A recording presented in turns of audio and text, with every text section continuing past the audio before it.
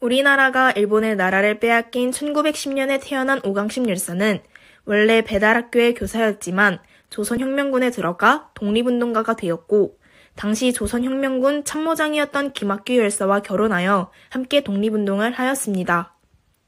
만주의 독립군을 지원하기 위해서는 의열단, 조선혁명군, 한국광복군 등을 하나로 모은 단일 독립군 조직이 필요했고 두 부부는 조선혁명군에 난징에서 받은 보고서를 전해야 하는 임무를 맡았습니다. 그러나 감시가 심해서 보고서를 가져가기에는 너무 위험한 상황이었습니다. 결국 두 부부는 약 200쪽의 보고서를 외워서 전달하기로 결심합니다.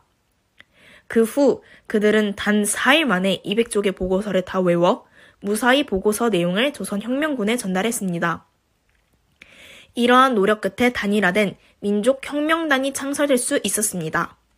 오강심 열사는 남성들뿐만 아니라 여성들의 독립운동 참여를 지지하여 우리 민족을 독립으로 이끄는데 큰 역할을 하였습니다.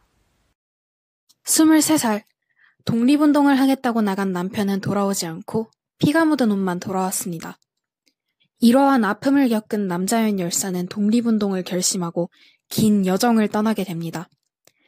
경북 영양에서 지금의 서울인 경성으로 또다시 중국의 랴오닝 성으로 가서 부상당한 독립군들을 간호하고 독립군들의 밥을 해주며 뒷바라지를 하였습니다.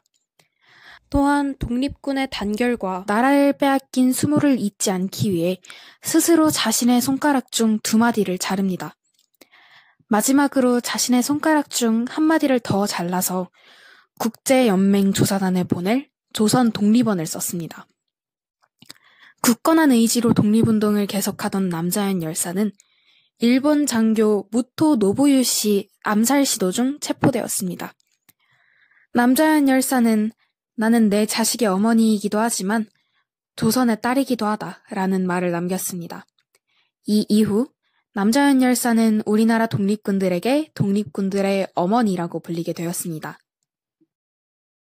1895년 명성황후 시해 사건 이후 민중의 저항이 시작되었고 윤희순 열사의 시아버지와 남편이 의병을 조직하고 독립운동을 시작하였습니다. 윤희순 열사도 안사람 의병가, 병정의 노래 등 8편의 의병가를 지어 의병들의 사기를 북돋았고 의병들의 음식과 옷을 조달하여 여성들의 의병 활동을 이끌어내는 일에 앞장섰습니다. 일산의학이 체결되자 그녀는 30여 명을 모아 안사람 의병단을 조직하였습니다.